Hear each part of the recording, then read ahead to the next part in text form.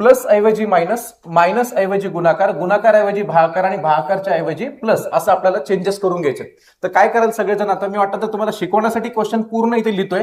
तुम्ही क्वेश्चन सगळ्यांना लिहिता काय करा, फक्त नंबर नंबर नंबर लिहा आणि मध्ये चिन्ह टाकायला जागा ठेवाल. ठीक आहे, तेवढा वेळ वाचेल. लिहायचं सगळं. मी क्वेश्चन डबल लिहितोय फक्त. 56 गुणिले 7 भागिले 13 वजा 11 अधिक 15 वजा 8 भागिले 2 मायनस 7.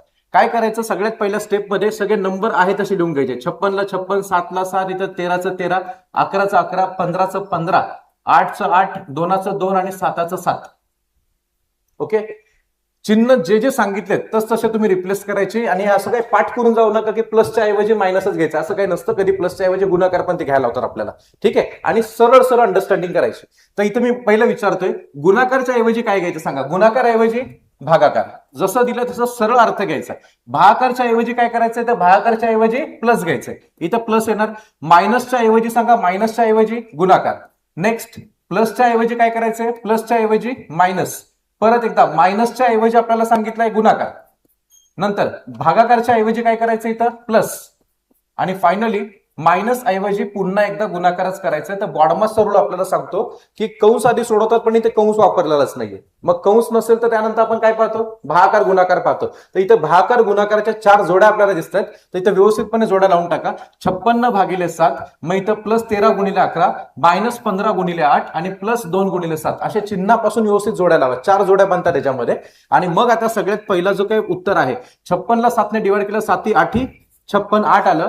13 गुणिले 11 आपण करतोय 143 होईल तो, किंवा आपण आपलं गरीबासारखं 13 1 13चा 3 हातचा 1, 13 1 13 आणि 14, 143 लिहून टाका. मध्ये चिन्ह असणार आहे त्याचं प्लस, कारण दोघं पॉझिटिव्ह आहेत बिचारे. त्यानंतर 15 8 सांगा, 15 8 120, 120 केलं त्याला चिन्ह येणार मायनस, मायनस आहे दोघात एकदाच आहे. नंतर 7 2 किती आला, 14, तो प्लस मध्येच राहील. मग आता ह्या ज्या सगळ्या संख्या त्यांची बेरीज वजाबाकी तुम्ही तोंडी केलं तर काही प्रॉब्लेमच नाही, परंतु जनरली आपण त्या जोड्या वगैरे बनवून करूया.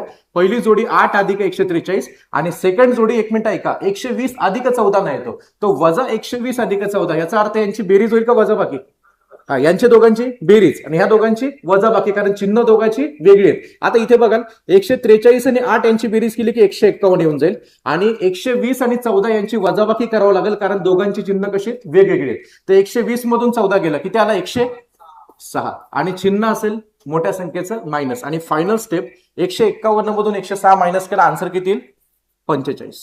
45 पॉझिटिव्ह असेल कारण 151 मोठा आहे. 45 पर्याय नंबर सांगा 3. हार्डली 2-3 स्टेपचा विषय असतो फक्त.